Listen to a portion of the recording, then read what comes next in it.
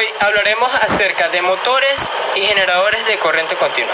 Mi nombre es Ever Pirela y esto es para la materia de máquinas 1. ¿Ok? Comencemos. Motores eléctricos. Estos se dividen tanto en motores de corriente directa, motores de corriente alterna o motores universales. Hoy solamente hablaremos acerca de motores de corriente directa. Tanto este como otro tipo de motores funcionan a través de la interacción de campos magnéticos. Miremos estas imágenes, en el cual están ilustradas el polo norte, que sería el imán rojo, ¿verdad? El imán central, que tendría sus dos polos, y el otro, cual sería el polo sur. Claramente polos diferentes se atraen y polos iguales se repelen. Por lo tanto, el imán central girará en este sentido. Una vez está en esta posición, digamos que mediante un mecanismo que mencionaremos más adelante, hacemos un cambio de polos. Entonces, el imán volverá a girar una vez más. En esta posición volveremos a hacer el cambio de polos. De esta manera podemos hacer que el imán central, al cual llamaremos rotor, gire indefinidamente para hacer el cambio de polos.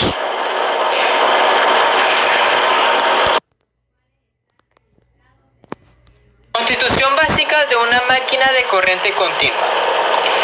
Está el inductor, ¿verdad?, que es la que tiene los polos salidos, que se encuentra en el estator, y está el inducido, que se encuentra en el rotor, ¿verdad? Y su devanado se aloja en las ranuras, como tal.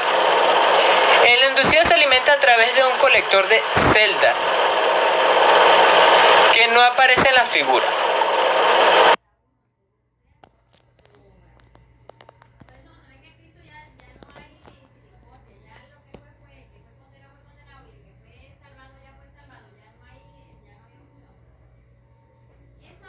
En esta imagen podemos observar un colector de delgas. El número 1 es la superficie de contacto con las escobillas. El número 2 es el talón de conexión con las escobillas. Y el número 3 es la cola Milano, que nos sirve como tal para sujetar la delga. Ahí también podemos observar cómo está una escobilla afuera de su eje.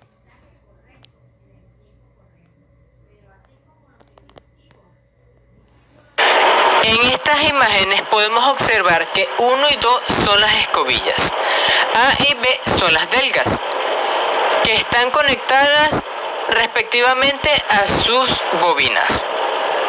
En la figura A, B y C se representan los 3 instantes giros al motor en cada una de estas figuras, en la máquina que ha girado 90 grados. Cuando la máquina actúa como generador, da lugar en el eje a un par de frenado, es decir, un par que actúa en sentido contrario a la velocidad de giro. Luego consume energía mecánica que debe ser suministrada por un motor acoplado al eje de la máquina de corriente continua. Y en los bornes del inducido, una fuerza electromotriz que provoca la circulación de la corriente que suministra al circuito exterior, conectado al inducido. Luego suministra energía eléctrica al exterior. Si una máquina de corriente continua pasa de actuar como motor a funcionar como generador manteniendo el mismo sentido de giro, la polaridad de los bornes del inducido no varía, pero se invierten los sentidos de la corriente del inducido. A cambio, si una máquina de corriente continua pasa a actuar como motor fijo a funcionar como generador, el sentido de giro se invierte la polaridad en los bornes del inducido, pero se mantienen los mismos sentidos de la corriente.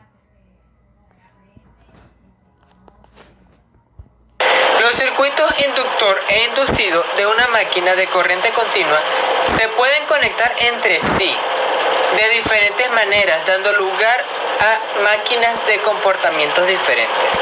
Existen estas formas de conexión: excitación independiente, excitación de derivación, excitación en serie y excitación complementaria. compuesta.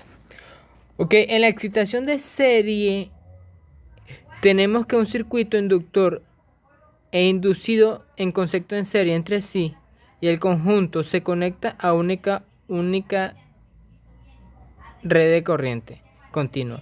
Esta conexión es la práctica. En la práctica no se utiliza para generadores.